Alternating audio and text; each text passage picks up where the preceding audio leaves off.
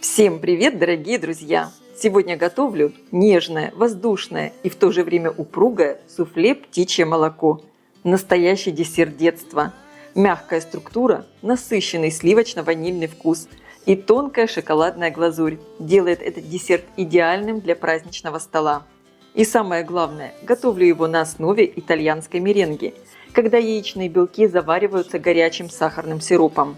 Десерт отлично держит форму, легко нарезается и готовится он гораздо быстрее, чем кажется. Он станет настоящим украшением для праздничного стола. Для рецепта мне понадобится до начала приготовления надо подготовить форму. У меня размер формы 20 на 20 сантиметров, и я ее выстелила пергаментной бумагой. Разрезала вот на такие полоски. Обязательно, чтобы бумага была чуть длиннее, чтобы потом суфле было удобно извлекать из формы. Желатин заливаю водой и оставляю для набухания. Теперь я подготовлю меренгу. В чистую и сухую миску выливаю белки, добавляю щепотку соли и начинаю взбивать. Белки надо взбить до мягких пиков. Я использую белки от 4 средних яиц. Вес белков примерно получается 140 граммов. Чтобы белки были более устойчивыми, добавляю чайную ложку лимонного сока и продолжаю взбивать. Получилась вот такая очень нежная масса. Сейчас я ее отставляю в сторону и займусь приготовлением сиропа. Как видите, сегодня я не варю вместе сироп и не взбиваю белки, чтобы одновременно все это делать. С белками, пока я варю сироп, ничего не произойдет. На самом деле все очень быстро и просто готовится. В сотейник всыпаю сахар и вливаю воду. Варю сахарный сироп. Я ничего не буду перемешивать, только слегка покачивать сотейник. Варим сироп до температуры 118-120 градусов. Если у вас нет термометра, тогда проверяйте сироп на мягкий шарик. Я уже много раз показывала в своих видео, как это сделать.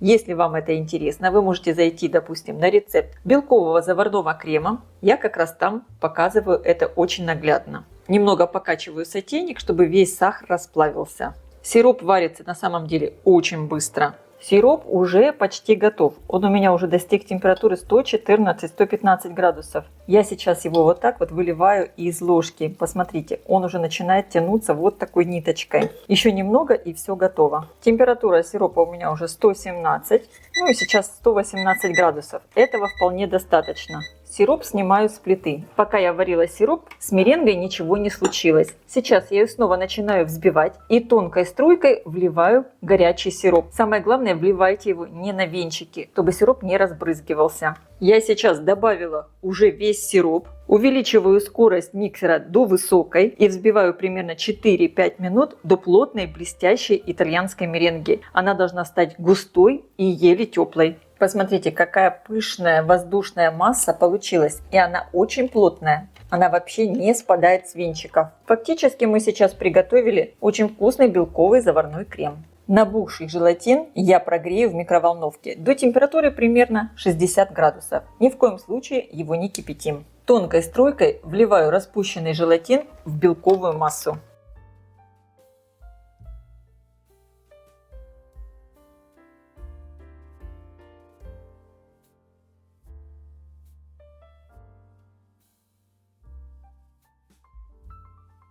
Посмотрите, какая нежная воздушная масса получается. И теперь в нее понемногу я добавляю мягкое сливочное масло комнатной температуры. Буквально по чуть-чуть. Добавляю и перемешиваю.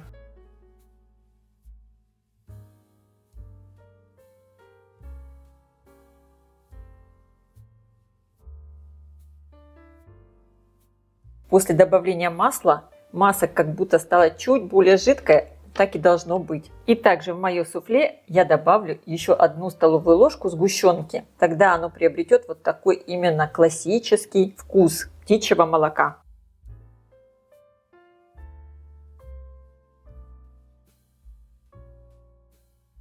Суфле готово. Переливаю его в подготовленную форму. Разравниваю. Если есть вот такие небольшие пузырьки воздуха, их можно лопнуть зубочисткой. Шпажкой. И теперь я суфле отправляю в холодильник часа на 2-3, чтобы оно хорошо застыло.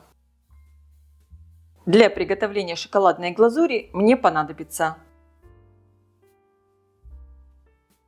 В шоколад добавляю сливочное масло и теперь растоплю в микроволновке короткими импульсами, каждый раз хорошо перемешивая, чтобы шоколад не свернулся. Если хотите, можно растопить на водяной бане. Не перегревайте шоколад. Вот сейчас у меня мисочка хорошо прогрелась, здесь еще есть небольшие кусочки. Я просто перемешиваю, и они сейчас здесь растопятся. И теперь в эту шоколадную массу я еще добавляю 1 столовую ложку растительного масла. Оно придаст мягкость, и глазурь не будет такой плотной, твердой. Ее будет легко разрезать. Перемешиваю и дам глазури немного остыть перед тем, как выливать ее на суфле. Примерно до температуры 35-37 градусов.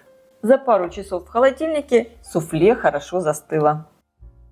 Выливаю на него шоколадную глазурь и просто вот такими покачивающими движениями распределяю. И отправляю все в холодильник еще примерно на 20-30 минут.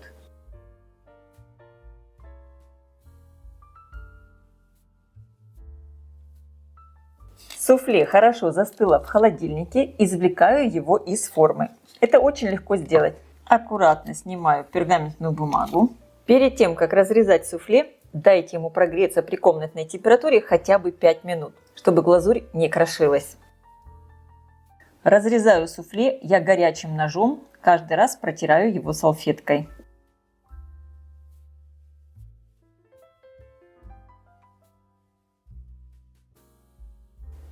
Суфле очень хорошо разрезается на порционные кусочки. Мне удобно из формы 20 на 20 сантиметров разрезать на 16 штук.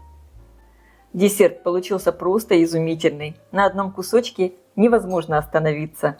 Он тает во рту. Обязательно его приготовьте. А я желаю всем приятного просмотра и приятного аппетита. Если видео вам понравилось, поставьте ему лайк, напишите комментарий и подпишитесь на мой канал, чтобы не пропустить новые интересные рецепты. Всем пока!